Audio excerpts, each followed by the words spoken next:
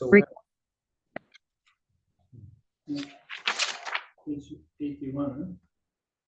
81. G. Stages of God realization. Okay.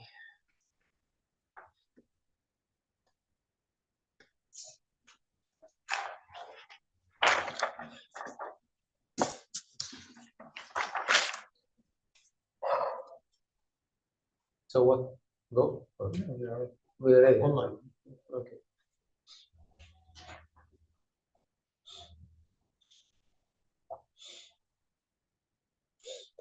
Harihi Om Sahana Bhavatu Sahana Bhunaktu Saviryam Karavavahai Tejasvinavaditamastu ma vidvishavahai. Om Shanti Shanti Shanti. Om Jaya Shri Krishna Chaitanya Prabhu Nityananda Shri Advaita Gadadhara Srivasadi Gaura Bhakta Hare Krishna Krishna Krishna Hare Hare Hare Rama Rama Rama Hare Hare.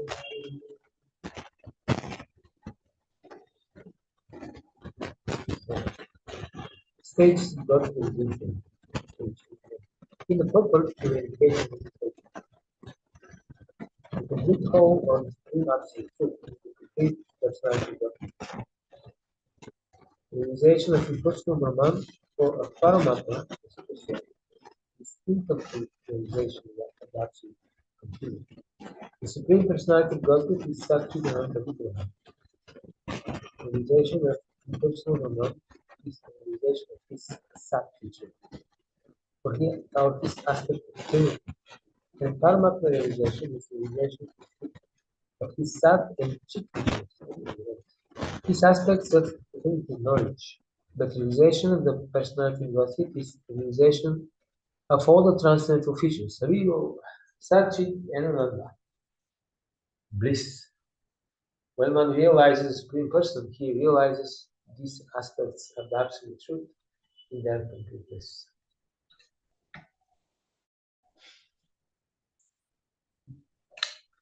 In mantra 15, it's stated, "O my Lord, sustainer of all the bliss, your real face is covered by your dazzling effulgence.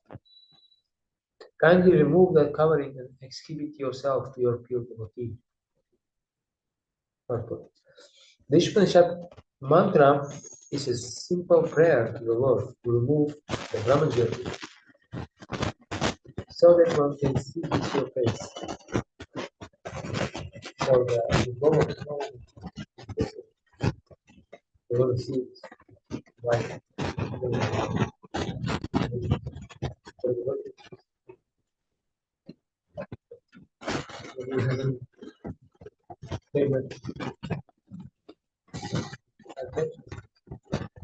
Because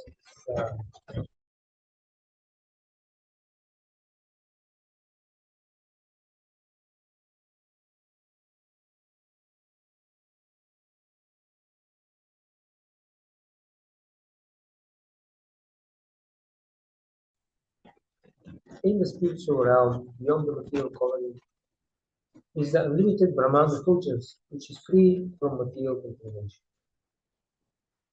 That effulgent white light is understood by transcendentalists to be the light of all lights. In that realm, there is no need for sunshine, moonshine, fire, or electricity for illumination. Indeed, whatever illumination appears in the material world is only a reflection of that supreme illumination. That Brahman is in front and in back, the north, south, east, and west, and also overhead and below. In other words, that supreme Brahman effulgence spreads throughout both the material and spiritual skies. So it is. Therefore, Śrīla Prabhupada says the sunshine is also a reflection of Perfect knowledge means knowing Krishna as the root of these Brahmana effulgence. This knowledge can be gained from such scriptures as Srimad Bhagavatam, which perfectly elaborates the science of Krishna. In Srimad Bhagavatam, the author, Śrī Īśopaniṣad, has established that one will describe the supreme truth as Brahman, Paramatma, or Bhagavan, according to one's realization of him. Śrī Īśopaniṣad never states that the supreme truth is Jiva, an ordinary living entity. The living entity should never be considered the all-powerful supreme truth.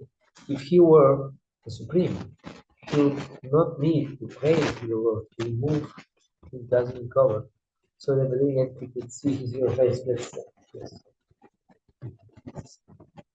So it means you pray to yourself.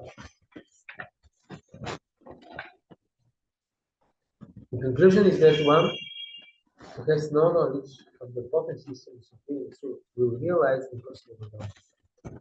Yes. If you don't know about the shaktis of the Lord, then you realize it. Similarly, this is just like similar to if somebody doesn't know you, then what does he know about you? That you exist, basically. Just the observing the distance can say things about you. So this is here. But their knowledge about Bhagavan is very liberating. Similarly, when one realizes the material potencies of the world, but has little or no information of the spiritual potencies, he attains Paramatma realization. This both Brahman and Paramatma realization and the Absolute Truth are partial realizations. However, when one realizes the Supreme Personality of Godhead, Shri Krishna, in full potency, after the removal of the Hiranmaya Patra, one realizes Vasudeva Sarvam Iti. Lord Shri Krishna, who is known as Vasudeva, is everything. Brahman, Paramatma, and Bhagavan. He is Bhagavan, the root, and Brahman and Paramatma are his branches. I never heard this. So, Bhagavan is the root and Paramatma. Brahman are branches. Okay. In the Bhagavad Gita, there is a comparative analysis of the three types of transcendence. The worshippers of the personal Brahman, Jnanis, the worshippers of Paramatma, Yogis, and the devotees of Lord Shri Krishna, Bhaktas. It is stated there that the Jnanis, those who have cultivated Vedic knowledge, are better than ordinary devotees. That the Yogis are still greater than the Jnanis, and that among all Yogis, those who constantly serve the Lord with all their energies are the top ones. In summary, a philosopher is better than a laboring man. A mystic is superior to a philosopher, and of all the mystic yogis, he who follows bhakti-yoga, constantly engaging in the service of the Lord, is the highest. Śrī Īśopaniṣad directs us toward this perfection. Okay? So, the next one. Вторая source of the Hinduism introduction. Originally, there was only one Veda, and there was no necessity of reading it. People were so intelligent and had such sharp memories that by once hearing from the lips of the spiritual master, they would understand. They would immediately grasp the whole purport. But 5,000 years ago, Vyasadeva put the Vedas in writing for the people of in this age Kali Yuga. He knew that eventually the people would be short-lived, their memories would be very poor, and their intelligence would not be very sharp. Therefore, let me teach this Vedic knowledge in writing. He divided the Vedas into four: Rig, Sama, Atharva, and Yajur. Then he gave the charge of these Vedas to his different disciples. He then thought of the less intelligent class of men, Strī, Shudra, and Nijabandhu. For these persons, he compiled the Mahabharata, or the history of India. and the 18 Puranas. These are all part of the Vedic literature: the Puranas, the Mahabharata, the four Vedas, and the Upanishads. The Upanishads are part of the Vedas. Then Vyasadeva summarized all Vedic knowledge for scholars and philosophers in what is called the Vedanta Sutra. So what did he do? He summarized the Vedas in Mahabharata and Ramayana for ordinary people. Then he summarized the Vedas in Vedanta Sutra for the higher intellectual class. Vedanta Sutra. So he had something for everyone. And still, he wasn't satisfied. And therefore, when Narada Muni came, he told him, "You did not glorify exclusively Krishna and pure devotional service." Okay. Yeah. This is the last word of the Vedas. Besides that, Vyasadeva himself wrote the perfect Vedanta commentary, Śrīmad Bhagavatam. Śrīmad Bhagavatam begins with the first words of the Vedanta Sutra, Janmadhyasya Taha, Śrīmad Bhagavatam 111. And this is especially for pure devotees. Okay, Bhagavatam is for devotees, intellectuals, Vedanta Sutra, ordinary people, Mahabharata, Ramayana. Okay. And then Janmadhyasya Taha is fully explained in Śrīmad Bhagavatam. The Vedanta Sutra is simply hints. Hints at what is Brahman, the absolute truth. The absolute truth, and that from whom everything emanates. This is a summary, but it is explained in detail in Śrīmad Bhagavatam. If everything is emanating from the absolute truth, then what is the nature of absolute truth? That is explained in Śrīmad Bhagavatam. Continue. Yes. Mantra 6, purport. At present, there are many commentaries on the revealed scriptures, but most of them are not in the line of the Vedic succession coming from Srila Vyasadeva, who originally compiled the Vedic wisdom. The final, most perfect and sublime work by Srila Vyasadeva is Śrīmad Bhagavatam, which is the natural commentary on the Vedanta Sutra. There is also the Bhagavad Gita, which was spoken by Lord himself and recorded by Vyasadeva. These are the most important revealed scriptures. And any commentary that contradicts the principles of the Bhagavad Gita or Śrīmad Bhagavatam is unauthorized. There is complete agreement among the Upanishads, Vedanta Sutra, Vedas, Bhagavad Gita, and Śrīmad Bhagavatam, and no one should try to reach any conclusion about the Vedas without receiving instructions from members of Vyasadeva's disciplic succession, who believe in every personality of God and his diverse energies as they are explained in Śrī Īśopaniṣad. So this is very important that there is a complete agreement among the Upanishads, Vedanta Sutra, Vedas, Bhagavad Gita, and Śrīmad Bhagavatam. They teach the same unified, not contradicting, homogeneous, consistent philosophy. Pure devotional service, just like in Bhagavatam. It is stated that Brahma studied the Vedas 3 times, and he understood that the ultimate goal of the Vedas is to develop the love for Krishna. But this is very important because when the non-devotees they try to study these literatures, they always try to prove that they have different purposes and different meanings. So they are in contradiction.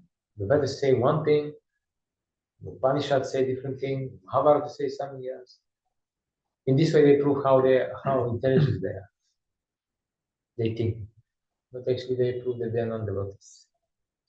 Because it's very nice to them, very convenient to say that there are different messages in all these books. That means they are just written by different ordinary peoples, and there is no one goal, so you can just disregard them as completely mundane, materialistic sound vibration, and you don't have to follow any of them, and that means you can continue to be rascal, Buddha, animal, basically, just as you are right now.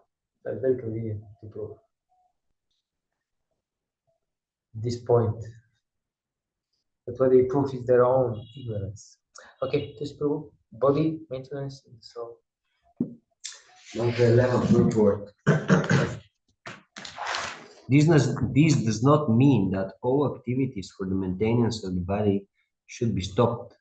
There is no question of stopping activities, just as there is no question of wiping out one's temperature altogether when trying to recover from a disease. Make the best use of a bad bargain. It is the appropriate expression.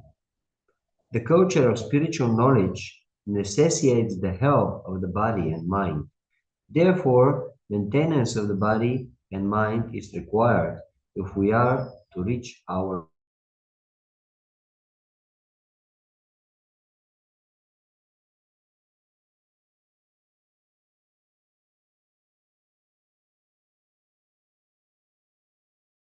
at 98.6 degrees.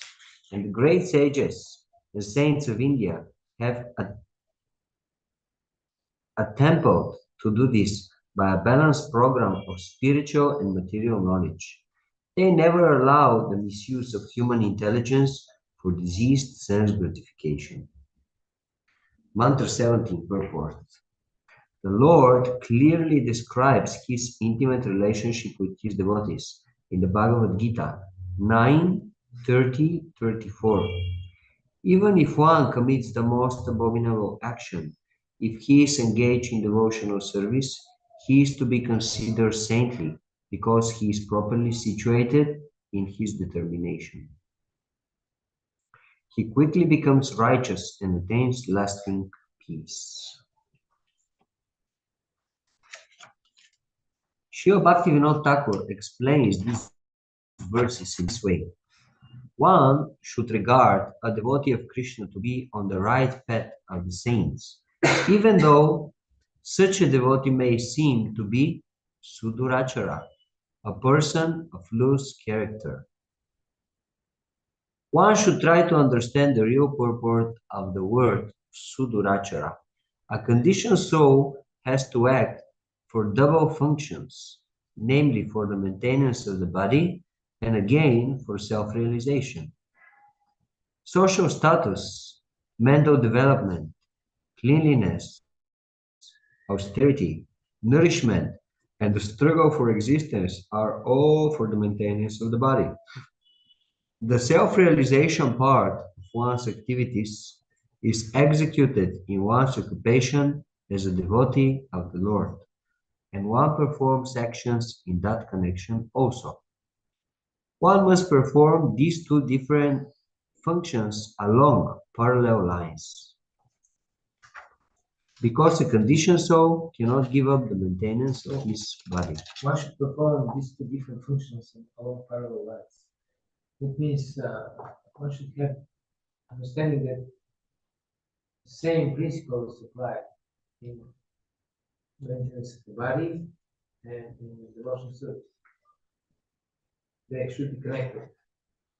In other words, the devotee shouldn't have this double existence. Therefore, all these questions they come sometimes. But how to balance between, we have to maintain our family and at the same time we have to be devotees. It means they don't understand that it is just direct and indirect devotional service. They still think that from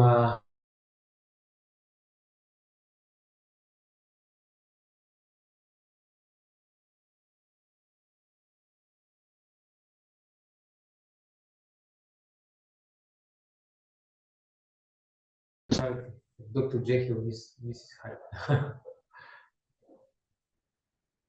It's the same endeavor, just like Bhagavatam says, Anvaya Vyakya Kabhyam. Yat Yat Sarvatra Sarvata. One should try to understand absolute truth. Using both direct and indirect methods, everywhere, in all circumstances, and always. This is the last of the chapter choice.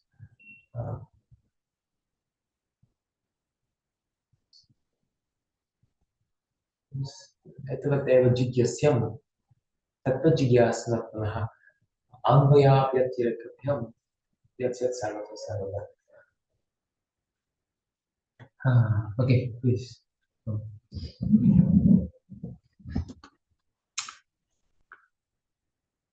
The proportion of activities for maintenance of the body decreases, however, in proportion to the increase in devotional service.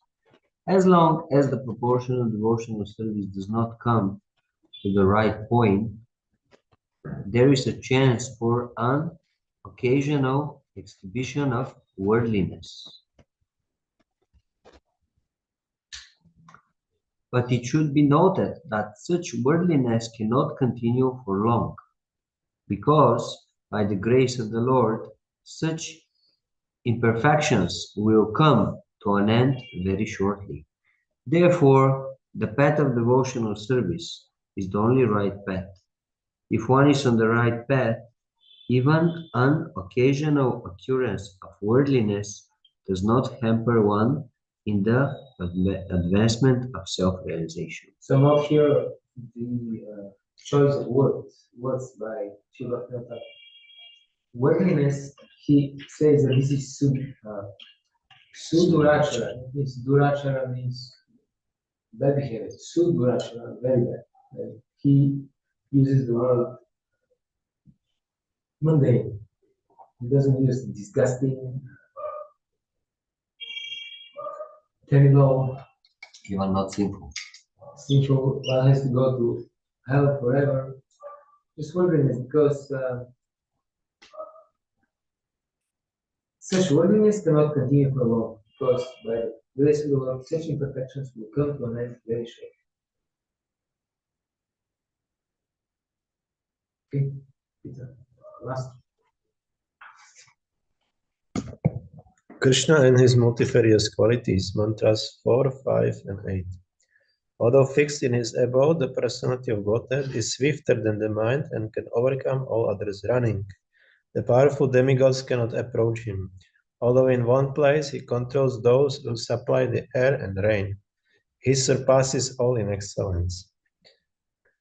So this is mantra 5. The Supreme Lord walks and does not walk. He is far away, but he is very near as well. He is within everything, and yet he is outside of everything. And mantra 8. Such a person must factually know the greatest of all, the personality of Godhead, who is unembodied, omniscient, beyond reproach, without veins, pure and uncontaminated, the self-sufficient philosopher who has been fulfilling everyone's desires since time immemorial. Jai.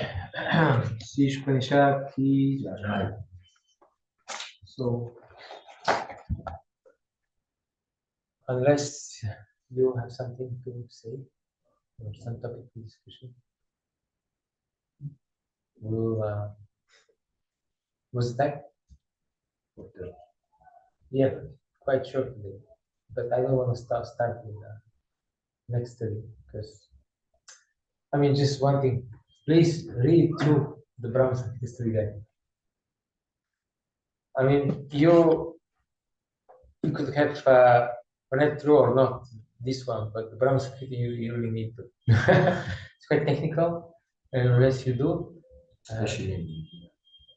yeah, especially the first maybe 30 pages. In this way, you will gain more out. Otherwise, we can just go through the text, and you may just read through here, but many things you won't catch. So please take your time to read, and even maybe write down some questions that you have, things that you don't understand. And also rest assured that some of these things, when you ask us, you also say, well, I'm not sure. Actually, I was afraid you're going to ask the same thing. So it's quite dense reading, and the language is very sophisticated, very English, which is another obstacle.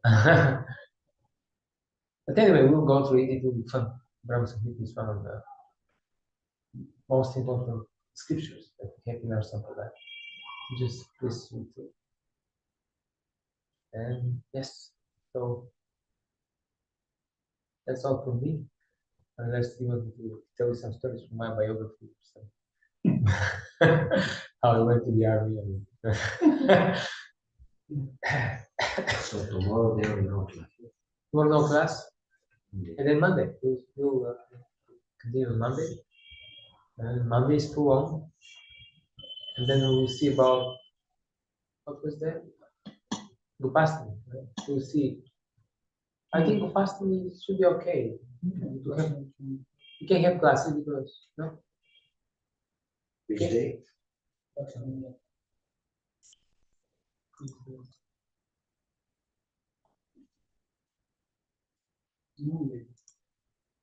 Monday. Oh, Gopastami is on Monday. But I think we can do the classes because the darshan is in the morning. We have class at 10. It's not a big. Okay. Well, thank you very much. Om Hare Krishna, Krishna Krishna, Hare Hare, Hare Rama, Rama Rama, Hare Hare. Jai Shri Bhakti, Jai Sai Bhakti, Jai Shri Jai Go. Haribo.